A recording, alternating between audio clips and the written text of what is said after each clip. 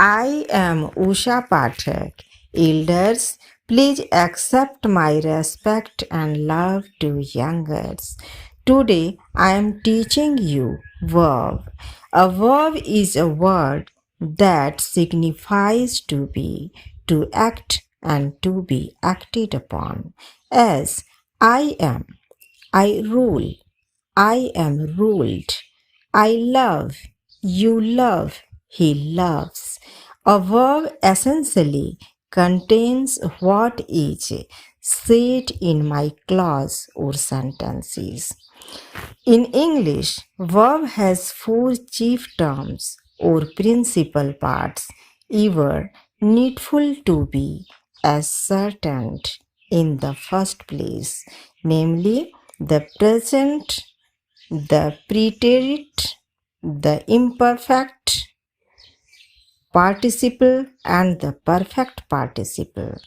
The present is that form of a verb which is the root of all the rest.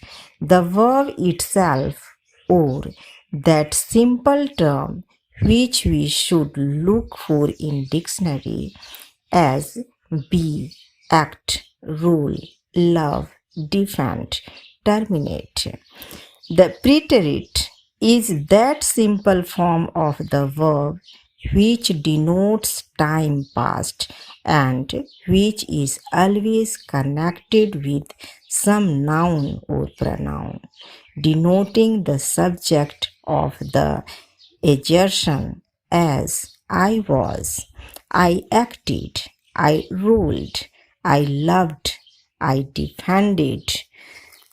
The imperfect participle is that which ends commonly in ed or en and implies a completion of the being, action, or passion as being, acted, ruled, loved. Now, classification of verb. Verbs are divided with respect to their form and signification. Verbs are divided respect to their form into four classes: regular and irregular, redundant and defective.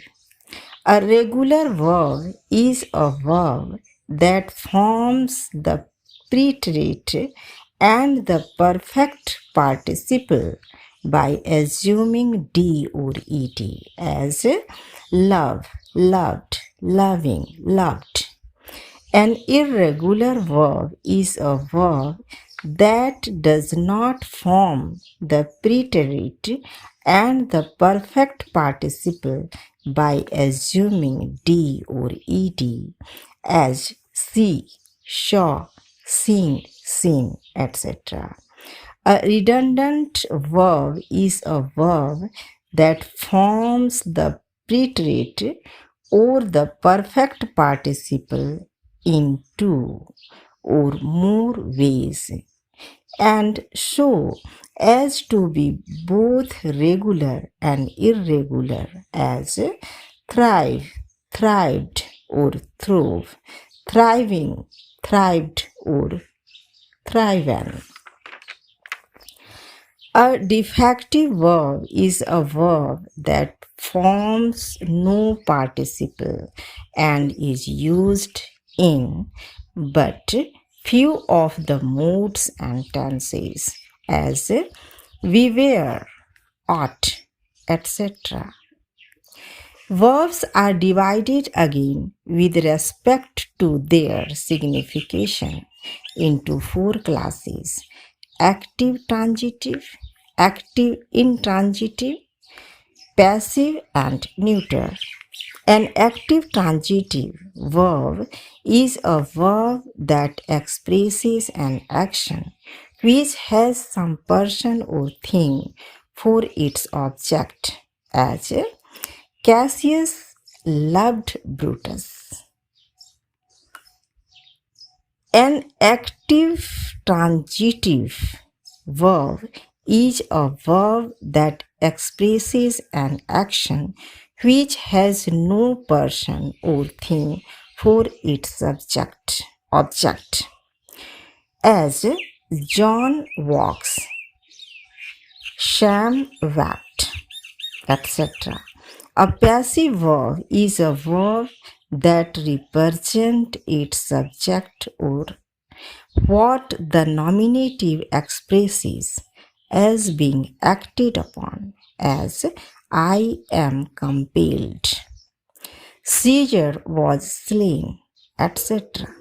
A neuter verb is a verb that expresses neither action nor passion, but simply being or a state of being, as there was light, the boy sleeps, etc.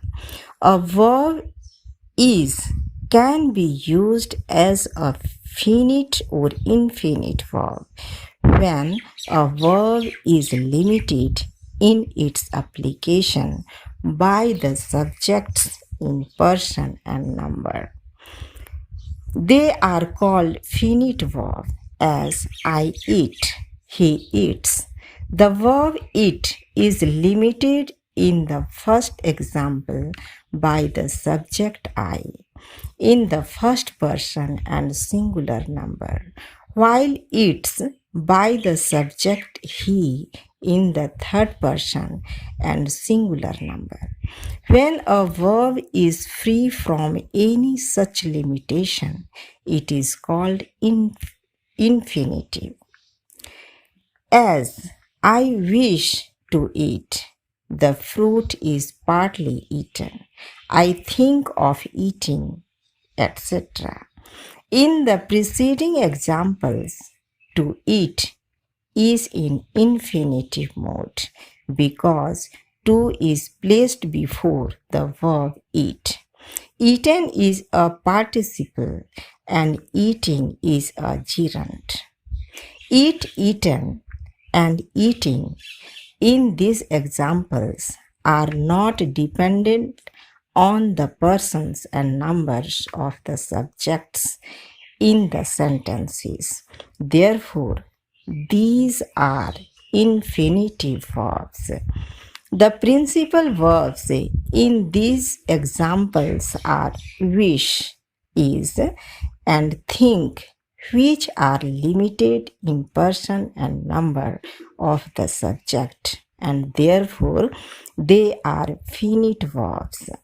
A finite verb is necessary to form a sentence because no predication is possible without it. Now, function of verb. Verbs has certain function in a sentence.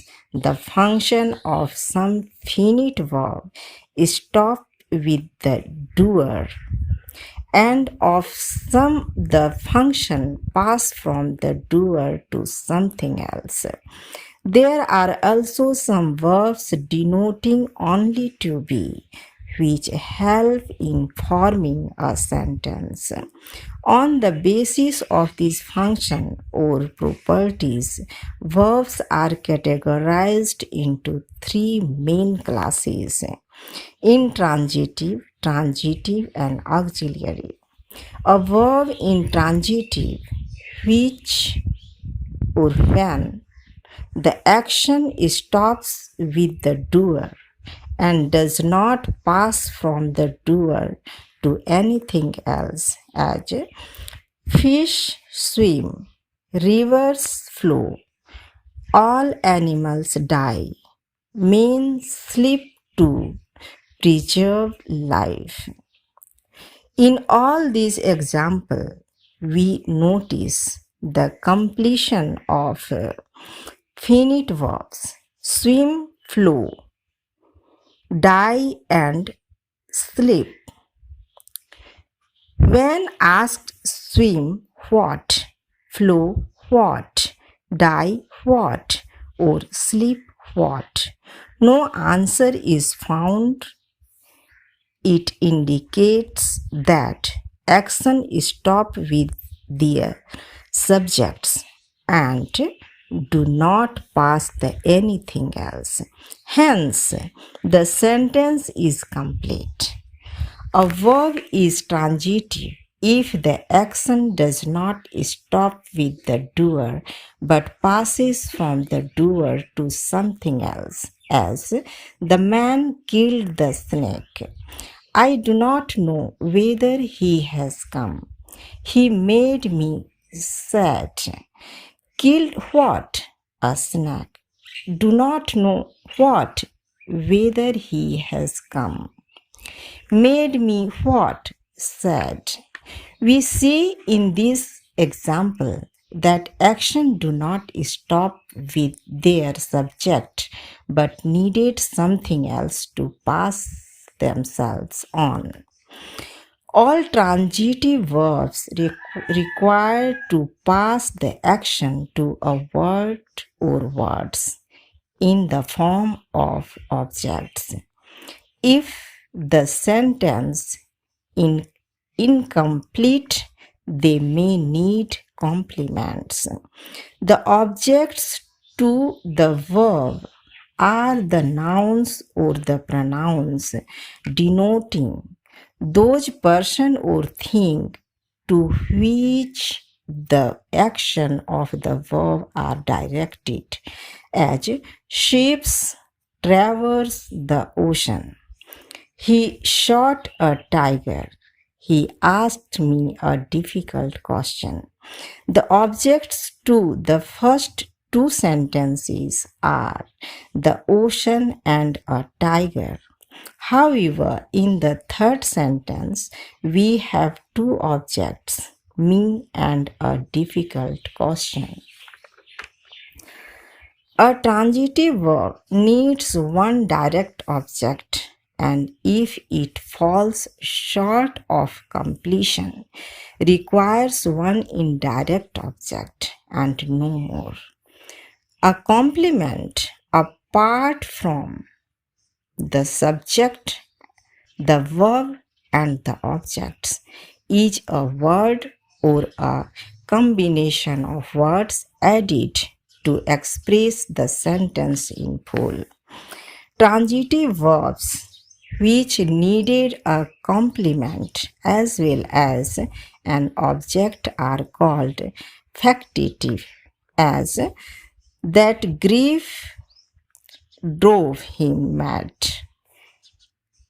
Intransitive verbs which need a complement are called copulative, as he seems to he mad. An auxiliary verb is one which helps to form a tense or a mode of some principal verb and foregoes its own signification as a principal verb and foregoes its own signification as a principal verb for that purpose, as a merchant buys that he may sell. Here, may is not used either in its early sense of power or in its present tense of permission. It helps to form a subjunctive, as I have come from home today. Here, have foregoes its proper signification, possession, and helps the verb come to form a present perfect tense. Please subscribe my channel, like and share with your friends.